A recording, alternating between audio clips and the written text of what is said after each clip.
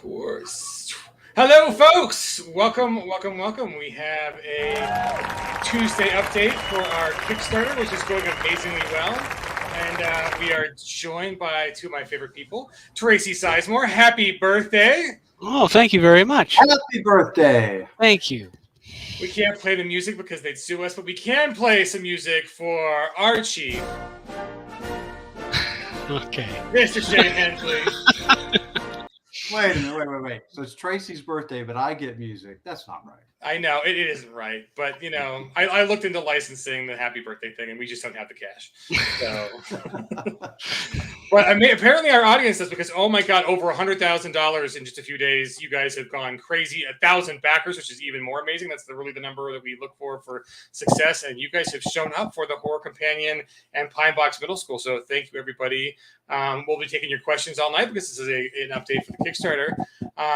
But since I'm the host and I get first privilege on questions, I want to ask that, I mean, between the Horror Companion and Pinebox Middle School, this Kickstarter offers clearly two of the most horrifying experiences that exist in nature, going insane with the unfathomable evil of the great old ones, and puberty.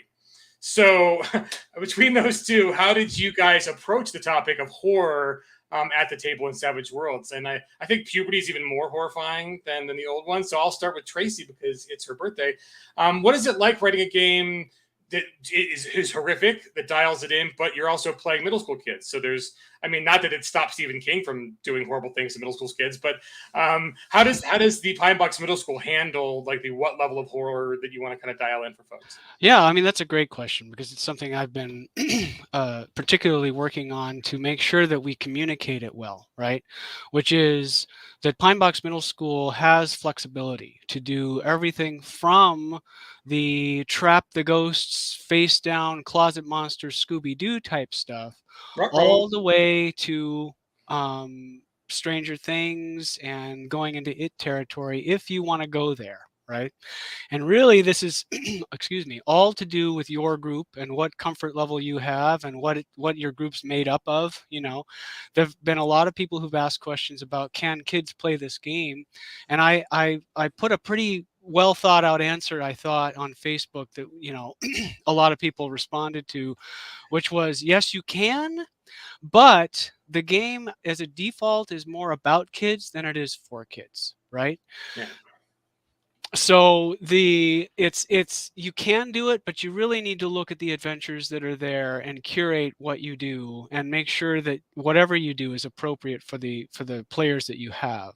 But the default is that we're kind of assuming you're of a certain age where you can handle some of this stuff, but you're playing the kids that you want to play, meaning that there's a lot of I don't want to say like wish fulfillment, but a little bit, because you are going back into your younger shoes and saying, this is what I wanted to be when I was a kid, right? I wanted to have this kind of empowerment when I was a kid. I wanted to be able to say no to my parents and do what I wanted, right? And the fighting of supernatural horrors gives you that opportunity to do that because your parents don't believe you, the adults don't believe you, the adults don't care, they aren't paying as much attention to you, you know, all that kind of stuff. And so you're sort of on your own with your friends, and we're all that way. You know, I mean, as role players, that's I'm 51 years old today, but I still feel like I'm in my 20s, if that. You know, and even though I have to make adult decisions all the time, but this game allows me to step back into the childhood that I kind of wish I had, and to play a brave person when I wasn't, or play a super, you know, strong or powerful or protector person when I wasn't, you know.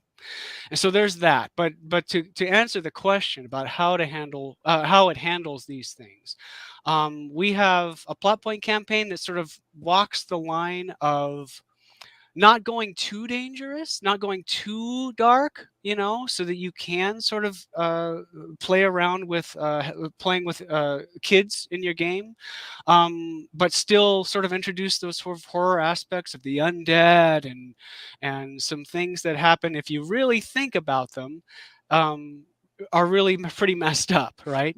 But on the surface, a lot of kids won't get it, right? So that's kind of brilliantly done. And then, but we also have some aspects to the game, like some of the beasts in the bestiary that I've been working on, and some of the like ritual magic stuff that we've been doing, that allows you to go into darker places and to explore some of those themes that adults playing as kids really like, which is where the Stranger Things comes in, right? So it's all there, we hope. And I've been working hard to make sure that we communicate it a little better, both in the book and in the campaign. So, I would too that a lot of it is in description, right? I scared the living crap out of some players one time in a fantasy game because I think this is in the first D&D 3.0, the Adventure with the Twig Blights, where they introduced those. I think it's in there, but there's a part of the adventure where you fall into a cavern, and there's a bugbear in there, but I never said the word bugbear, right? It's dark, and I described it, and that's a weird critter, with the beak and the size and its claws and its eyes and all this stuff, and it scared the hell out of the players I had, and it was just one bugbear, right? So how you present it, I think, is a huge part of it. Zombies, for example, you can with kids, or you can get really graphic and gross and do the Walking Dead description with adults. So it's not that we want to sell you something that we say you can play with kids, right? I'm just saying that if you back it and you decide to play with kids, it's how you describe it and their perception of what's going on in the game, right? Because they just may not, depending on their age, they may not understand the depth of horror some of the scenarios present. yes. But that leads into the next one. Folks are super ecstatic, and I'm pretty thrilled that we've teamed up with Chaosium to bring the Lovecraftian horrors into the Horror Companion. I mean, already over 100 plus monsters, and now we get to do the great old ones and all that comes with it. I mean, that's kind of crazy. I mean, like what is Pinnacle like everybody in the industry's best friend? Because there's been like awesome licensing deal with Paizo for Pathfinder. We've got Rifts, and now we've got Cthulhu. I mean, like, really, what else can we go and be friends with? But I think that's a good testament to the legacy Shane has and the friendship Shane has in the industry of, just being a good dude. And so people let us play in their sandboxes. But what is it like writing on the other side of that? For like if we keep things tighter and smaller and focused on family in Pinebox Middle School, for the Horror Companion, we can kind of go all the way up. You can ratchet it all the way up to existential dread. So, how do you design mechanics and monsters on that scale? Like, even if we put Cthulhu in the book, the question is do you ever get to see Cthulhu? I mean, like, some of those game styles, it's there if you need it, but I mean, you almost never want to bring it out and show it. But it's like in horror movies, right? Like, they rarely ever show like the actual beast, and when you do, it's got to be you're really getting your bang for your buck for it. Like like the T-Rex in Jurassic Park was only on screen for a few seconds. They got their money worth. Or the Alien in Alien, only a few seconds really on screen. So how does that play in Savage Worlds on the Horror Companion for the big stuff? I think it plays exactly as we just talked about the bugbear, right, or the owlbear. It took them a long time to see the thing, to catch a glimpse of the beak, to catch a glimpse of the red eyes, rather than saying, well, it's a 4-hit die owlbear or whatever, right? And I think it's the same with the Cthulhu monsters. And I'm going to go off on a quick tangent. We often get questions from people about, hey, I really want a lighter narrative game rather than all the crunch that you have in the game. And if they ever watched any of the videos where we play it, especially the way I run it, that is the game. It is super narrative and fast and flowing. But as I've talked about many times, I love to have that crunch there when I need it, right? And Chris and I played in the game that epitomized this for me, which was a Weird Wars Rome game that Neil Hyde ran, right? I mean, we were just talking and having a blast and running past things and fighting things kind of narratively, theater of the mind, and then all of a sudden we made a choice. And we just had to game it out and see what happened, right? It was on us to do it. And it was so great because of that. So I think horror is a lot like that as well. So with Cthulhu, I think you can run the gamut of there is this force that is pushing things in your plot to happen, all the way to, you're on a ship and you see this thing rise up out of the ocean, and you see the malevolence of the eyes staring through the mist and the rain and that kind of thing, right? All the way to, like, Cthulhu Pulp, where, you know what? It's got a toughness. It's got stats. If you want to play Supers versus Cthulhu, what a great idea that would be. I wonder if there might be something like we've been showing. So I have to admit, folks, because the Cthulhu thing is, I mean, we were surprised about how far this rocketed off. And so our own Cthulhu art for this book, some of the pieces are still coming in. So I was stealing some pieces from a piece that people have already purchased in one of the other companions, then something else that might be with it. So yeah, that lovely kind of Cthulhu-esque monster on the docks picture is from another awesome thing. Well, we could say it. I mean, we talked about it in the Superpowers companion, right? So one of the settings we've been working on for a few years is called Doomguard, and it came from Aaron Acevedo, originally over at Sigil. We bought it from Sigil. Now we're partnered with Sigil, and he had originally called it Strange Eons. We changed some things, call it Doomguard. We actually have a board game in the works, and we hope to do it as a Savage setting soon, which will be part of the Necessary Evil universe. And I did not know that. Horror. Cool. I'm a supers guy. I'm a horror guy. I'm a Western guy. These are the things that they're our bread and butter, and they're things we love. And when you put them all together and get Reese cups, well, that's fantastic. That's perfect. So I'm going to get back to you on how you sealed the deal to get KSEM stuff in our game. Because I'm curious about that story. But for Tracy, because you mentioned the universe, and then we're kind of, I mean, I guess the idea wasn't to build the universes, but it's here now. We've got the Pinebox universe. We've got the ETU universe.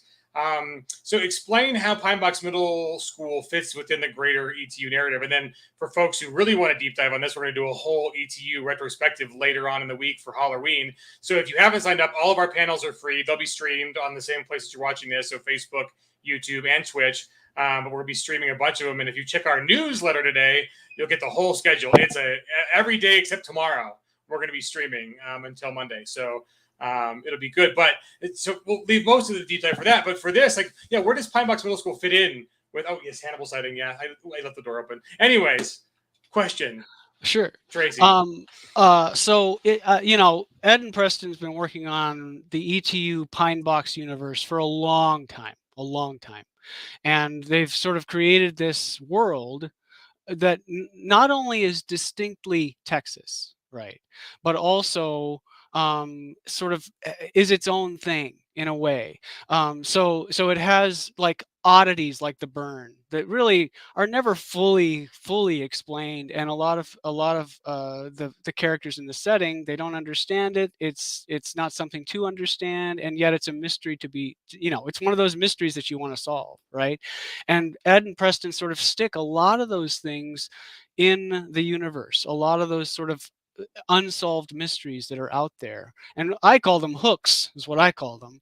But one of the things that came up about ETU as the setting sort of like took off, because a lot of people love it, I love it, and was, what if we added middle schoolers to the setting, right? And started to do our own sort of kids on bikes kind of thing. So in terms of where it fits in, there's a definite philosophy about keeping it a little bit different, meaning that it's not just a rehash of ETU, because you're not only worrying about grades at ETU and horrors, and it's not so much with that with middle schoolers. It's more family and horrors, but it's a little bit of a darker, more mature setting than the middle schoolers are, in terms of the kinds of things that you deal with, because the drama of college is different than the drama of middle school, right? And that's perfect, that's awesome. But the horrors they face, even they can be a little different, and a little bit more geared towards that sort of that genre, the kids on bike genre. But at the same time, Stranger Things is out there, and I love it. I love it, love it, love it. And what makes it so cool, and what makes it a little different than ETU, is that the kids are less powerful, and yet they're facing the same kind of things, right? What do you do when you're a kid who's got, 5 bennies, but only D4s and D6s in your skills? What do you do? And that's interesting. And the point here is to give you tools to deal with that. I mean, sometimes you have to run away, right? Sometimes you do, and that's okay. That's what the kids in Stranger Things do it all the time. And yet they still manage to save themselves, to help their friends, and at the same time, even eventually, deal with some of the big bad that's out there. And I wanted to mention, like, the way that I look at horror in terms of Pinebox Middle School is I want the kids to be empowered. And so no matter what they're facing, if it's a clown, a KLOWN, which is sort of a clown, a Texas clown that gives you nightmares, it's sort of almost a ghost, right? Or a closet monster, or something, or a chupacabra, even something like that. Those are threats. Those are dangerous to kids. Absolutely they are. And yet they're also sort of feel like a kid problem, right? Something kids would deal with. But if you're looking at something like the Blood Demon, which is one of the boss level monsters that I created for the setting, that's a Stranger Things threat. That's the manifestation of the Mind Flayer on Earth, right? And it kind of, not exactly, but that's the level of threat we're facing. And with that, you can empower kids. You have the tools. That's what conviction is for. That's what talismans are for. That's what rituals are for, is to give them these tools so that they can handle these problems, or at least try. And if they try and fail, so be it. But they tried. And that's an important part of horror, I think, is that player empowerment, that character empowerment, that agency that you want them to have to be able to say, I want to take on the Mind Flayer, right? I'm sixth grader, but I want to do it. And if you say you can't, that's not something we want to do. And so that was really part of the philosophy behind the Pinebox Middle School, and sort of the difference in a way between Pinebox Middle School and ETU. The kids are a little less empowered, but they're also just as empowered, but in a different way, if that makes any sense at all. I think it's also fun that, unlike most of our settings, Deadlands, for example, I've got a gun, or I'm a huckster, I'm a mad scientist. I'm a tough guy, right?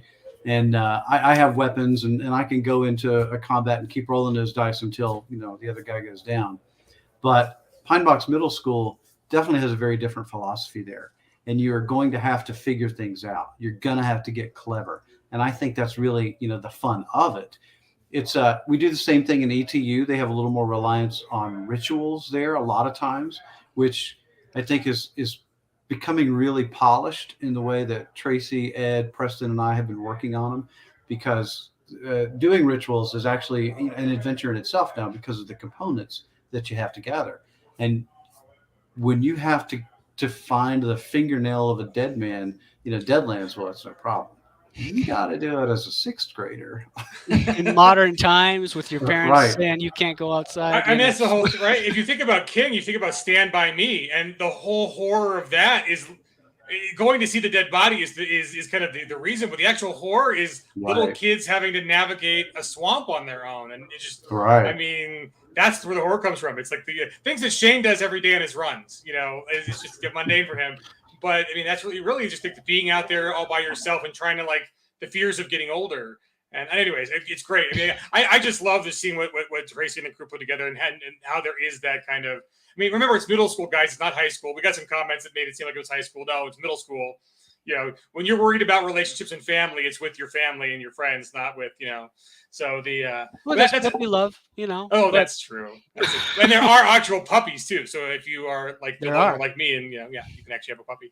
I like that archetype. And actually, this week we're going to be doing on social media, we're going to be showing off the archetypes because they're fantastic.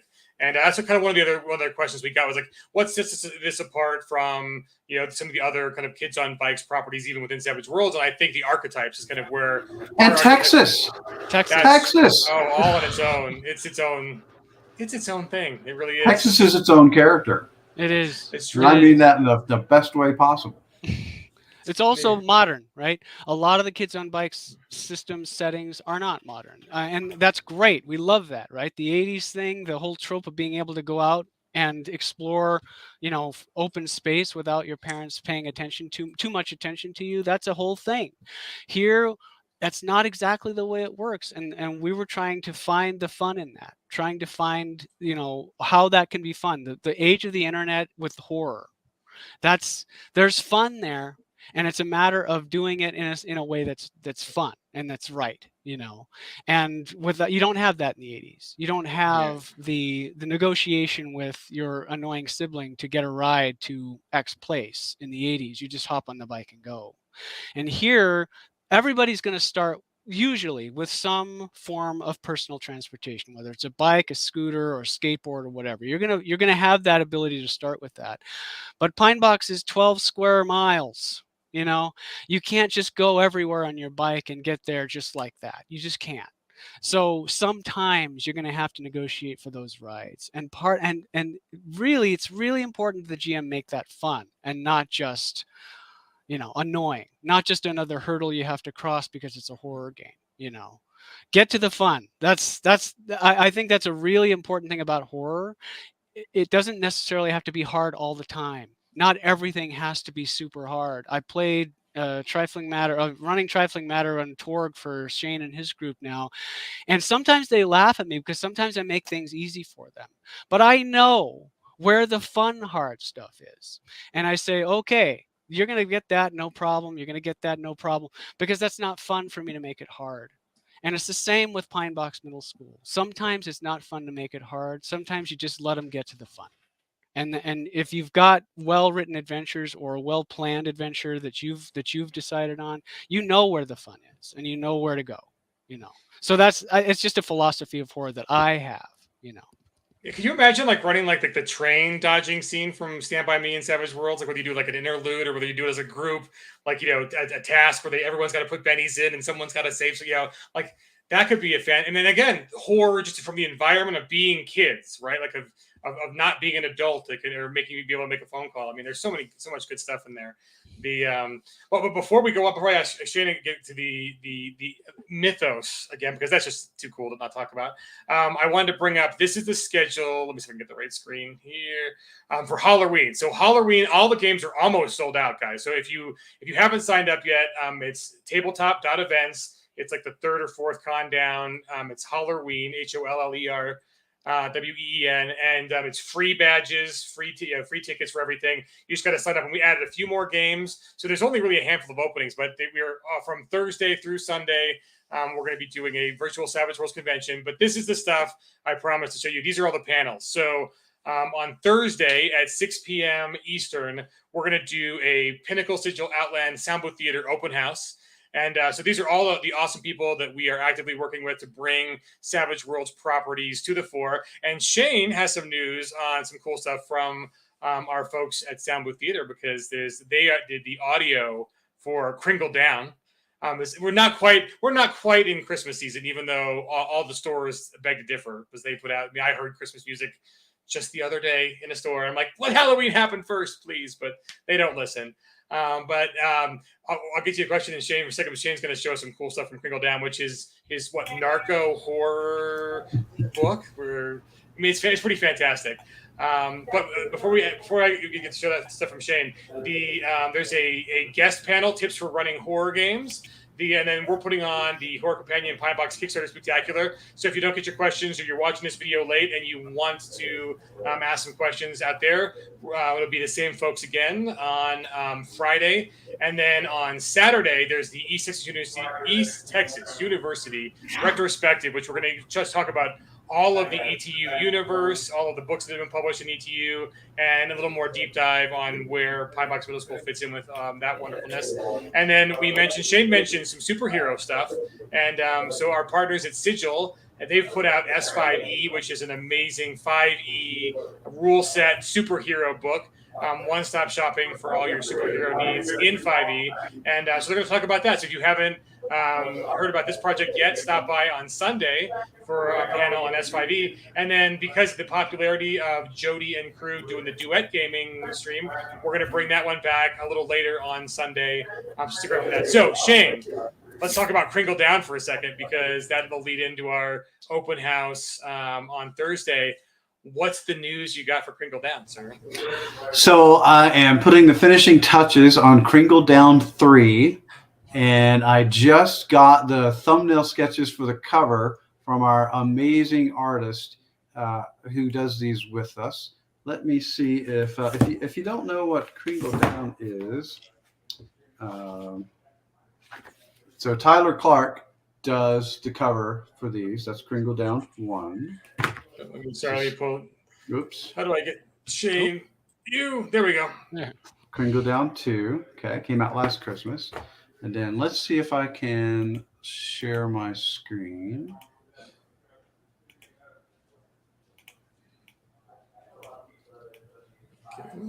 So these are the thumbnails that I just got while we were talking for the cover to Kringle Down 3. And if you take a good look there, you might just guess what Kringle Down 3 is about. Does that guy look familiar? Hello, let's see. Anybody in the chat? Anybody in the chat want to weigh in? Kringle Down 3, the Kringling. Is that a? I'm gonna go. A Krampus. I'm with John Doom. Is that Krampus? It is. Oh, that's nice. fantastic. Number 7 is the one I'm digging right now. What does the audience think? I mean, Tyler Clark is just fantastic, and the fact that he gives me these choices, is just wonderful. We got to vote for 9. I like 2. 9's good. 2's pretty good. Oh, you and Aaron both like 2. I like that one as well. Yeah, I like 2 as I'll well. go through them real slow while we're doing this one. John Doom is not agreeing with any of us. He likes 3, 6, and 7. Oh, John. I mean, vote for the 5. truth is, they're all great, right? They're really good. Yeah, they are. You can just see how all these. I think I'm going to go with 7 because I like the fact that we can do him mostly kind of in shadow and a silhouette, and he'll be scarier that way. That's cool. Right? Not revealing everything. That's one of the tips. Right. Yeah. Which is, it's a big part of horror. Well, what we were just talking about. No, that is awesome. And then the Murder Hobo show, I'm going to be in that game, sir. So our good friend David Anderson, you've seen him before, running Holler for us a year ago. They just released Camp Terror, and he's running it for Halloween. It's already filled up for the rest of you mortals, but I snagged a seat early because I've got privileges. But that'll be fun too. So, I mean, that's some great projects, Shane. The first 2 books, the audio is already out for Kringle Down 1. Yeah, so I write the books, right? And I sell them on Amazon as print on demand. And then Sound Booth does what I think is, the far better version of it. It is, it's a full cast audio experience, with music and sound effects. And I've been fortunate enough to sit in on the show where they talk about how they do some of the sound effects. And there are little things that you'll miss if you don't pay attention, right? Like, I don't want to spoil too much, but when certain types of creatures are killed in Kringle Down 1, you'll hear like the little, like a little opening presents sound.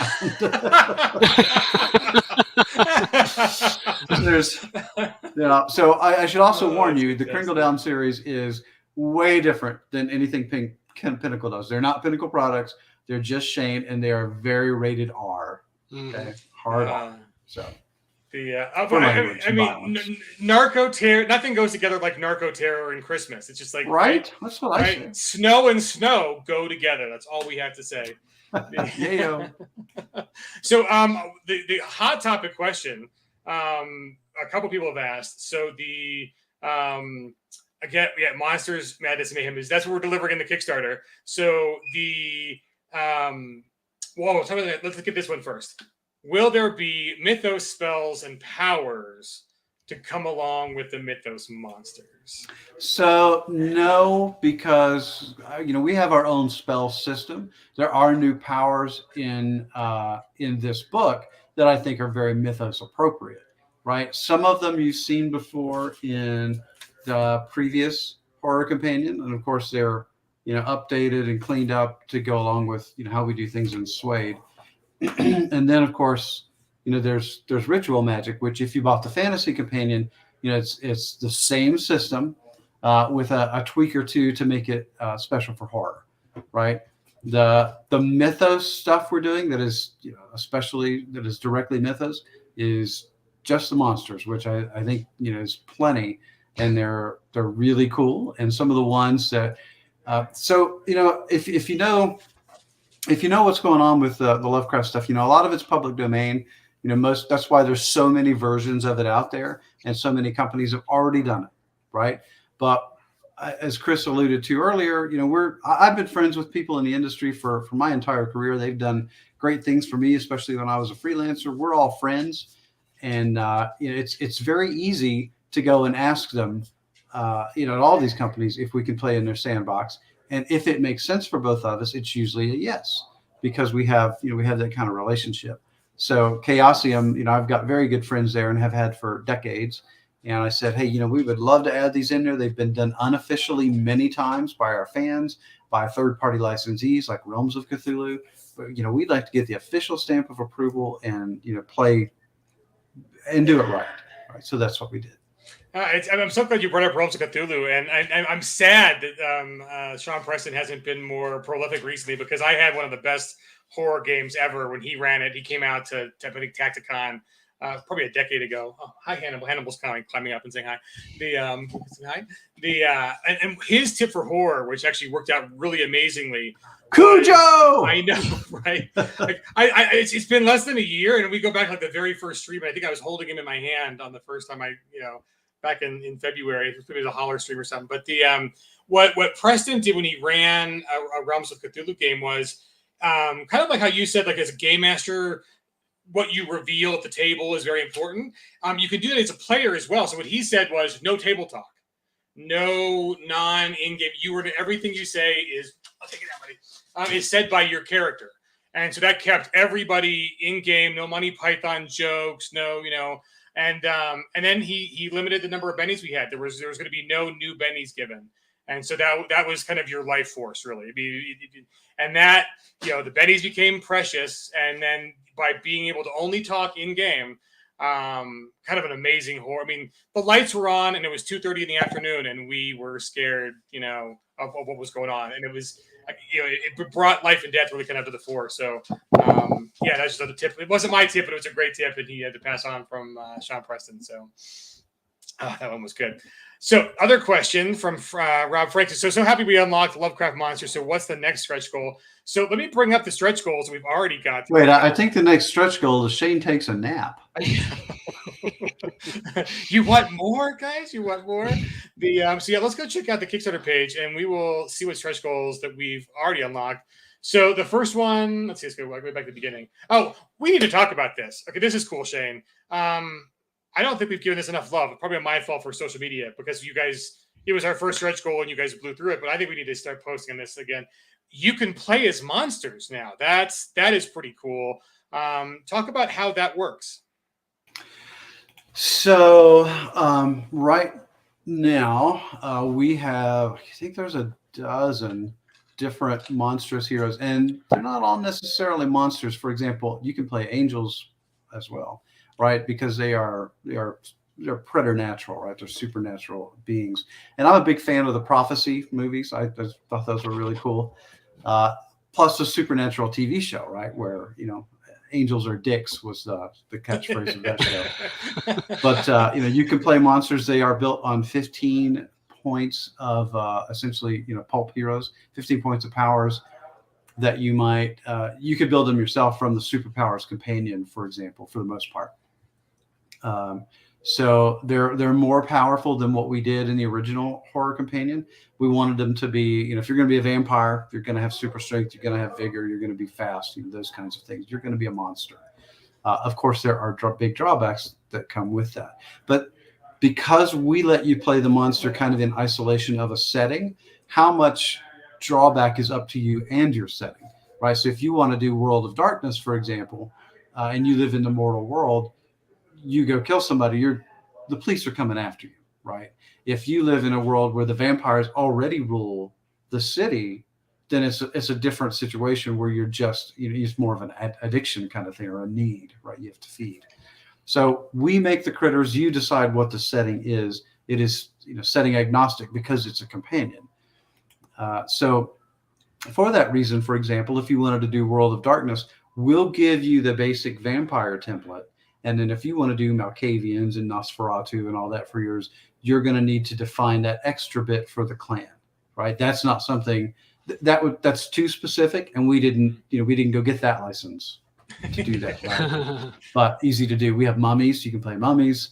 You can play, black sorcerers. You can play werewolves. All kinds of crazy stuff. So I think it's pretty cool.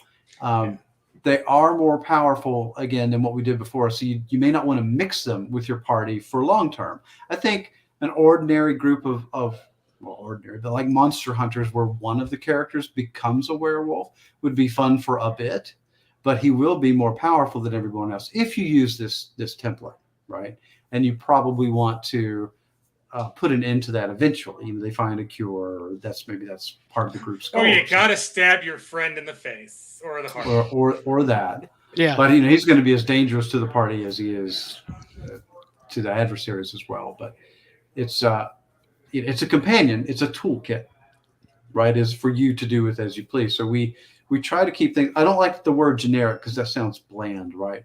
But we try to go as setting agnostic, but easy to plug into settings as we can. Utilitarian. We'll come up with a better word, right? There are no good words. Like so yeah, that is a fantastic first stretch goal. So it didn't get the love. We're going to go back and make sure folks realize just how cool that is, because I read it almost like someone made a comment about how they really hope that the horror companion is going to spice up their Deadlands game. And even you think about it, if you put a werewolf in your game, isn't that also like the party tension you get with like a harrowed character? Right. It's sure. Yeah, absolutely. And it's a good point. There are tons of things in here that you could easily add. A lot of the setting rules, especially if you do the buckets of blood setting rule, or, some I wouldn't recommend, but might be right for a one shot or something. Like we have a new rule called setting rule called deadly damage. And it's something that I've been experimenting with in a setting called After. And it is the simple version is when you take damage, you make a vigor roll against the damage you take, or you die. And I think you'll see this in Carl Kiesler's Trailer Park Shark Adventures. There's a very similar mechanic, right? It's a funnel kind of thing. And that's the kind of games you'd want that for. So that's pretty cool. In the right setting, right? So yeah, really easy question. Oh, wait, there we go. This one's good. It's a good comment. Interesting to see how more power monsters like vampires would balance speed. So that's a pretty good. Shane answered that pretty well already. But there's one in here. Is basically like if there is a where is it? Here we go. Will there be any monster race that is not in the old companion? I'll give you the list right now. Oh, you ask and you shall receive. Okay, so yes. Yeah, we have Angel, Demon, Mummy, Patchwork Monster, Phantom, Revenant, Vampire, and Werewolf. Those are the ones I'll commit to right now. That is good stuff. I want to read the Patchwork one now. Now I'm curious. Like that one just sounds like we did have those in the old companion, but there's a couple of new ones there. Nice. And all of them now have edges, actually. So that's just something else to talk about. So before we had, here's a vampire, and we just gave you a couple of things that you had. But all of the monsters now have their own edge trees that you can go up and expand. So you can take your werewolf into different directions. You can take your vampire into directions. There's a lot of monster-specific edges that let you customize and tailor to fit certain tropes, fiction, movies, etc. Pretty cool. And a lot of work. Yeah, you have been hard at work at this. I know from the behind the scenes just how much effort Shane is putting into this. So we appreciate it because unlike some of the last one, this one is pretty much all on you, Shane. So yeah, it speaks to the quality though. So besides these, so we unlock the monsters, the adversary cards. So everyone loves the adversary cards. They're super handy at the table. These ones are from the Plot Point campaign for Pinebox, which if you look at the art, you can kind of get some hints at like, oh, what are we gonna go up against in Pinebox? But don't look too hard if you don't want to be spoiled. And the also unlocked are the pulp horror archetype cards for the pulp setting. And there's Red and Gabe. Right, I love it. And then was like World War II era ish. I definitely dig it. The Intrepid Explorer, the Socialite, the Jaded Soldier are among the ones in the 6 new for those. I'm excited for this. So Tracy, tell me the clubhouses, bases, secret hideouts. Yes. So kind of good stuff from this one. Anything from, you know, the ice cream shop to the bus in the junkyard to your own tree fort to somewhere out in the woods, you've got something that you've made there, right? And we've got rules for the creation of them and the upgrades that you can make to them, the complications that come from them. So the whole idea is just like in supers and in horror and in fantasy, we have clubhouses that are specific to the Pinebox middle school sort of setting, but also that are adventure generators in themselves. And I've got a really cool example of the group creating a treehouse and what kind of complication they had there, did they have to solve and stuff like that as they upgrade their treehouse. And we have all kinds of tables. There's a good 8 pages of it. So it's all compatible with what we've done before in the newer companions, but specific to Pinebox Middle School. And that art is one of my favorite pieces. There's a whole a scene, a half pager with that, and not only is the keep out, but there's also the garlic hanging around. Oh, there's enough garlic in there to make it my favorite little thing. My favorite little like nuance to that piece is the garden hose that's connected to the house that sort of winds its way into the clubhouse, and you don't know what the heck they're doing in there. Oh, that's great. I haven't noticed that one yet. I'll have to go back and look. Yeah, look at it because it was part of the art order. It was part of the specific thing, and it came out so great. I love it. As excited as I am for like the other companions that we've already delivered PDFs for, and like having castles, and I mean, to me the clubhouse is just the coolest because it speaks to back when I was a kid and wanted a castle, but then made the clubhouse, and now it's like a castle. How can you imagine cleaning? Just the upkeep, the sweeping. I mean, I had a walkthrough from the landlord this week, and I had to clean all the things. I don't want to clean all the things. I want a clubhouse. I want a tree house. I want a rope swing and a secret passage that everybody can see, and it's not really that secret. And then like a pet, whether a bird or a spider or something cool that you keep in your tree house, a turtle.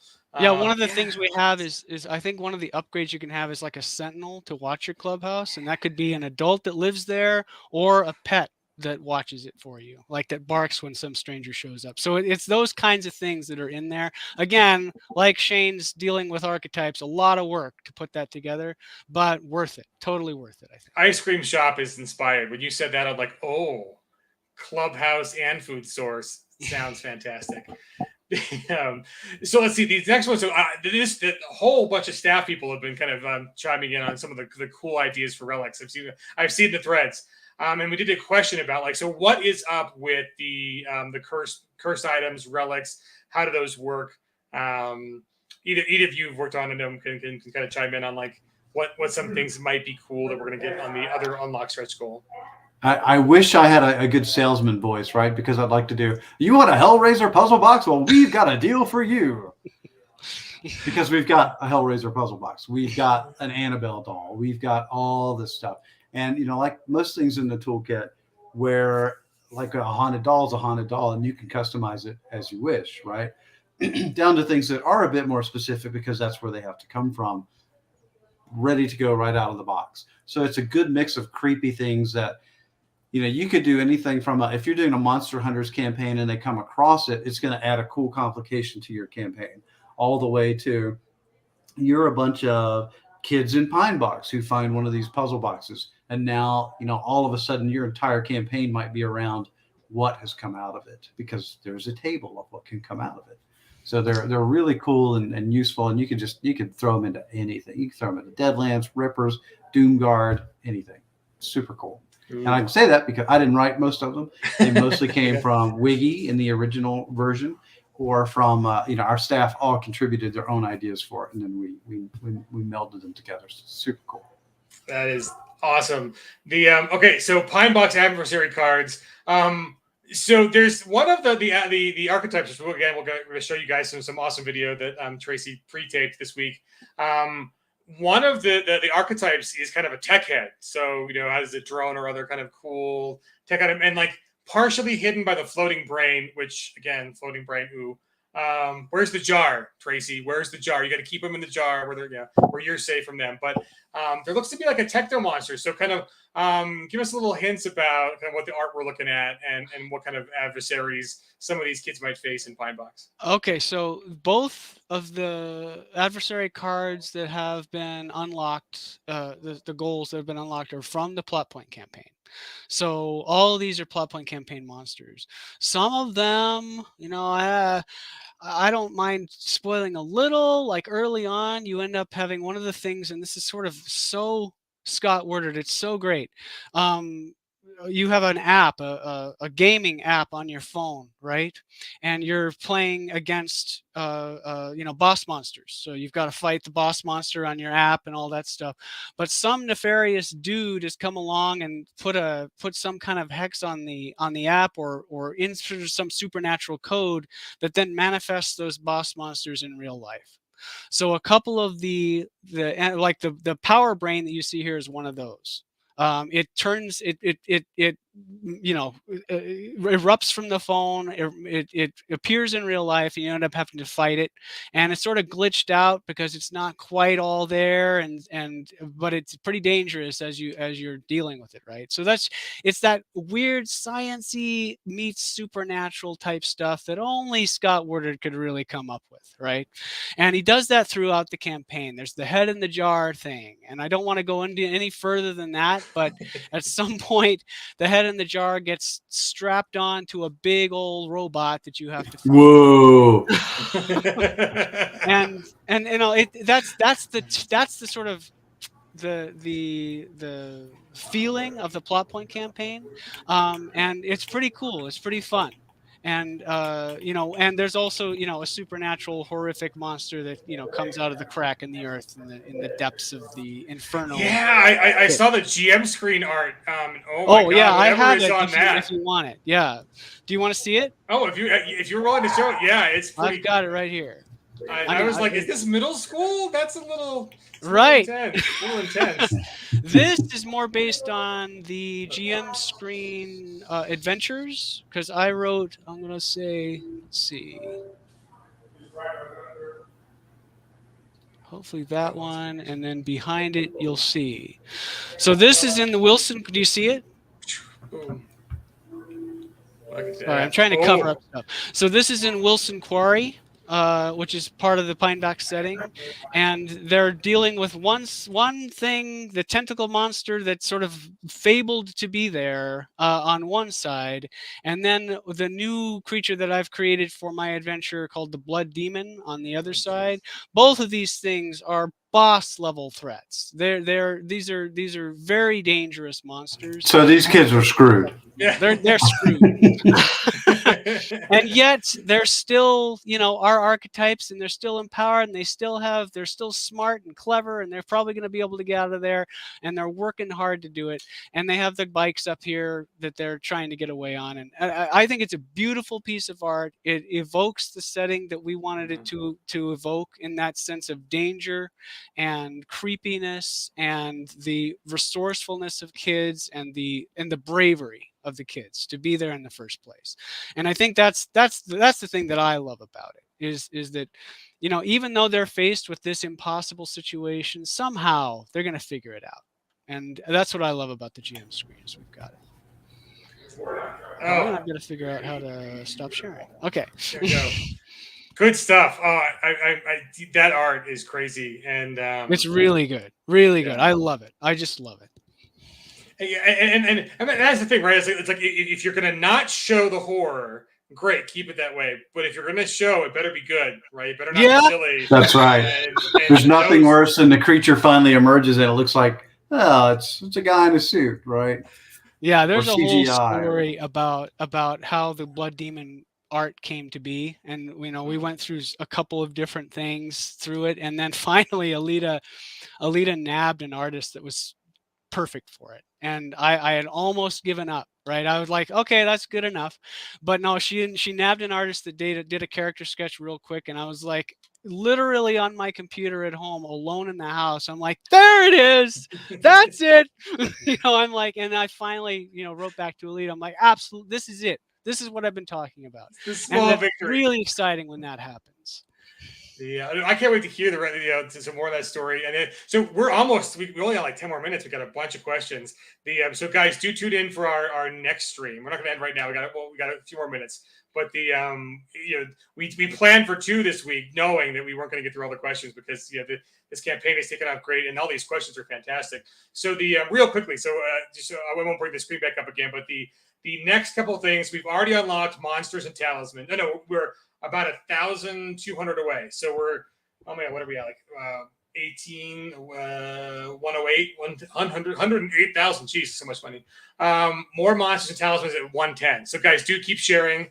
The monster talisman will be 4 more pages full of these good stuff for Pinebox Middle School. So we unlocked a bunch of great stuff for the horror companion. So if you want more talismans and monsters in Pinebox Middle School, which offer very much the same benefits to throw into your party to be a MacGuffin or a thing that changes the entire campaign, the Pinebox Middle School will be even better at the next stretch goal, and you'll probably unlock it by tomorrow because you guys are at a breakneck pace. And then the very next stretch goal at 120 is going to be 6 new pre-made characters, the Gaslight horror archetypes, with things like the persistent journalist and the stalwart constable, which sound like perfect things to just throw right back into Rippers. I mean, like if you want to, use this for our own settings or your own settings, or typical 20s Cthulhu, right? Yeah. Well, that's the other thing too. Like Shane, you were mentioning before about kind of the dimensions of the monsters, and what first came to mind on like where you want to put your vampires, and we don't have to go license all the properties because there's just so many out there, is even just considering the difference in style between Anne Rice's Interview with the Vampire book, the Brad Pitt movie, and then like the new TV show, and just how different all 3 are. And like the new show took it decades, newer than the old one to really change the dynamics. Like, we don't have to go in and license all those. You can take that monster and kind of dial it in for what different powers. Right, because this is a companion, right? It's a toolkit of things for you to use. When we do our settings, we choose those aspects, Deadlands, Rippers, etc. So we mentioned happy birthday for Tracy, and so before we take the rest of the fan questions to close us out, congratulations, sir! This is our 30th Kickstarter. Wow. I mean that is just crazy to think, and it's only been a couple years, and not even counting the other crowdfunding platforms we did, like the Game Changers and the Game on Tabletops, and I'm going to read them just so you guys see it. Deadlands Noir, Weird Wars Rome, oh love it. East Texas University. 2014 was ETU, and we just think about how much we've done since then with ETU. It's so fantastic. The Last Parsec, the Deadlands, the Crackler, Deadlands, Stone in a Hard Place novels, Six Gun, Rippers Resurrected was it really 2015? Oh my God, I'm a big fan of Rippers. The Weird War 1, 2016, Rifts. It's been more than, it's like 6 years with Rifts, and I mean all the Rifts books, and we're still going strong. And there's going to be the very next crowdfunder we're doing is going to be a huge Rifts one, guys. So I mean, I know we're in the middle of a Kickstarter now, but and because of that, we know it's tough, right? For the next Rifts one, instead of stealing a Kickstarter slot, we're going to put it on Game Changer, but we're going to give you a nice long time to back it, so you can get through some holidays and get through the paychecks. But we're going to make it long. So we don't want to make it long and grueling. We just want to make it long, so you guys have as much opportunity to back that as well. And so people can find us, right? Because people don't know about Game Changers on our site as much as they do Kickstarters. We know that. Yeah. So that one's coming up. That's going to be right. It's going to be basically bleeding Kansas version of Rifts, which is called Terror on the Dark Frontier, and then the South America book, which is Land of a Thousand Islands. And then there's going to be a Rifts actual play during Halloween, one of our streams on Thursday, I think. So check the schedule there to get some more. The last one was fantastic, so this one's going to be great. And Jody is going to be in it. Doomtown Reloaded. That is on Doomtown. Just did another Kickstarter, which is fantastic. Flash Gordon. We just did a Flash Gordon maybe a couple months ago. Oh, Flash Gordon is so good. Oh, I'm going to spoil. because it's going to happen. So Scott, just because he's a cool dude and was so excited about how well Pinebox is doing because he was the originator of that, just wrote a new Flash adventure that we are going to get into your hands ASAP. So excited to have more Flash content for the holidays. Lankmar, Seas of Nuon, The Last Parsec, Iron Gate, Savage Adventure. Oh, Suede. That was just to get to Suede, and then since Suede, more Rifts, Wendigo Tales, Lost Colony, the Deadlands Weird West Kickstarter, which was huge. Blood Drive, Pathfinder, Holler, Rifts Atlantis, Hell in the High Plains, and then Curse of the Crimson Throne. So congratulations on those 29. Oh my God, it's only been a couple years, but that is a fantastic mile marker, and didn't want to not let that be recognized. So for our last couple of minutes, a bunch of people asked a bunch of questions. So let's do these real quick and easy. Any non-European monsters in the book? Lots. Awesome. Let's see. How well do you think we can do Ravenloft, even though we didn't license it? I have played Savage Ravenloft. Norm Hensley ran it for us when I did NormCon a couple of years ago, and it was fantastic. I love Ravenloft. I used to write for it back in the TSR days, so I have a tiny bit of authority to speak on it, and it was fantastic. Oh, that's kind of good. Okay, Tracy, Casper in Pinebox Middle School? Yes, no? Friendly ghost. There is a imaginary friend, Edge, in Pinebox Middle School. Absolutely. That is fantastic. We used it in playtesting the other night when they stepped in front of the Blood Demon to help give conviction to the crew. It was awesome. Mine was named Wilbur in real life. Wilbur! Oh, so good. Let's see. He just spoke to me. Oh, someone wants to know about Deadlands Noir. Okay, so I'll answer this one. So Shane's up the hook. We are doing Deadlands Dark Ages is the next big John Goff production, and that'll be in the new year. So we won't say anything about Noir because it takes a while to go back through and cover all the bases. But Daryl has been doing a great job of giving us content for all the things. So never say never. And right, like. Oh, and that's for Jody right there. That's because Jody can't say that, so I'll say it real slow. But she's not here, so we can't pick on her too much. The Pickaxe says you guys are awesome, and our bank account hates you. That's why we're taking it slow with the Game Changer. For Frank, Game Changers. Game Changers are crowdfunding on peginc.com. So if you go to peginc.com right now, there's a little icon in the upper right-hand corner that says Game Changer, and you can see all of the crowdfunders we've done, and you can use those even though they're shut down. You can pre-order or order through those. And so we did the other two companions that we've done previous to this, which is the Sci-Fi Companion. Now, the Superpowers Companion and Fantasy, and the Fantasy Companion. Let me throw in so Game Changer for us is we can only do like 2 or 3 Kickstarters a year. That's just the way the rules work, and that's fine. Game Changer allows us to do other crowdfunding projects on our own site. But what's great for you, the consumer, is not only do we do all the same stuff we do on Kickstarter, give you the bonus items and so forth, but it is fully integrated into the Pinnacle store. So when you do that order with us, if you want to combine shipping for all the stuff you want, you can just throw it on there too. Now, if you do it that way, it's not going to ship until the rest of the thing we're funding comes out, right? So if you want it to come sooner, you need it as a separate order. But if you're not in any hurry, you want to pick up Rippers, for example, that you missed out on before, you can add it to your Horror Companion order, or if it was on Game Changer, which it will be as our pledge manager, I believe is how we're going to do it. So that's what Game Changer is for us. And we just get to control things a little more than Kickstarter lets us. So Kickstarter has lots of advantages. Game Changer has lots of advantages. So we use whichever platform makes the most sense for each project. And you guys have shown us the love. I mean, it's been fantastic. I think, numbers wise, over 1,000 backers for the other two, the campaigns. I think one was kind of in the 100K, one was like the 150K range. So, I mean, it's been great on our own little humble website for you guys to back as much as we can. And yes, you can order the hardbacks. In fact, almost all of our books, unless we say otherwise, are hardbacks for the last couple of years. The one notable exception is inside of box sets, like the Pathfinder for Savage Worlds. We do the Plot Point campaign, which is the Adventure Path books. But the core books are still hardbacks. But yes, the Adventure Paths are soft covers. And there might be a cool announcement about that coming in the new year. I'm not going to say it now, but there's a cool thing coming that might be it'll warm your soft back hearts. I'll just put it that way. They've been going awesome. My precious taters are delicious for every meal, especially second breakfast. I don't believe there's a specific Rifts tie with the Horror Companion. No, but I was just thinking when we were talking about the cursed relics, how cool that puzzle box in Rifts would be. Because it kind of does what the name of the game is. And the cool thing about that is that because we've learned a lot of great lessons by partnering and doing Rifts and doing Savage Pathfinder that have informed our own core stuff. So it's very obvious for Rifts that like Terror on the Dark Frontier learned a lot of lessons from Horror at Headstone Hill and kind of what objects people wanted. So not a direct tie-in, but I mean lots of cool crosstalk and making sure things work great and the mechanics are fantastic. So speaking of cool mechanics and some crosstalk, Tracy, any Monster Hunters Club influence in Pinebox Middle School development? I didn't. I deliberately did not read Monster Hunters Club. That said, we love Monster Hunters Club. I mean, I've seen a little bit of it, and I've certainly talked to Ed and Preston about it.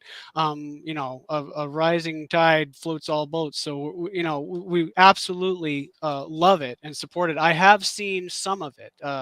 I just haven't read it fully through. But their approach is really interesting, completely different than our approach, and that's totally awesome. That's what makes it. That's what makes both great, right? And I mean they're very centered on the 80s stereotypes and the stuff that you can play from movies and TV shows in the 80s, and we're more centered on the modern idea of what middle schoolers are and trying to navigate family and horror in a modern time. So I personally, I haven't read it. I've seen it, but I haven't read it, so not much influence came from it from me. And I think the great tie in there too is that get both.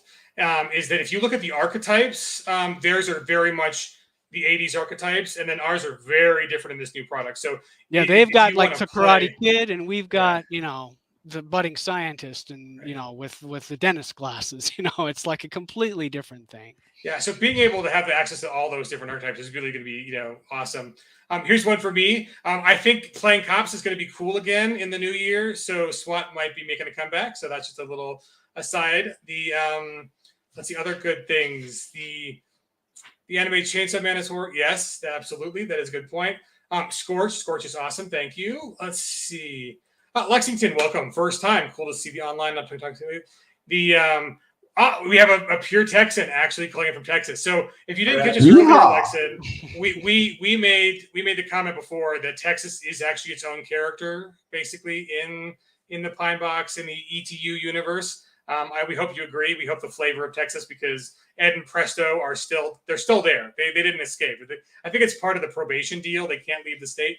But we do have a lot of great authentic Texas flavor. And here's one. And everything. Yeah. Speaking of authentic Texas flavor, since I'm the marketing dude, I will offer a $10 coupon to the Peg Store for the first person who emails me a little secret Easter egg we put in some of the early promos dealing with Texas. If you noticed it, you noticed it.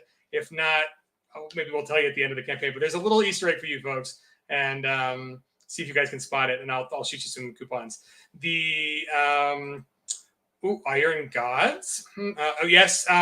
We haven't decided on the next adventure path we're doing. I don't think yet, but Mike Barbeau will be on the Peg Open House stream, so you're welcome to see if we can pry it out of him which one he's adapting next.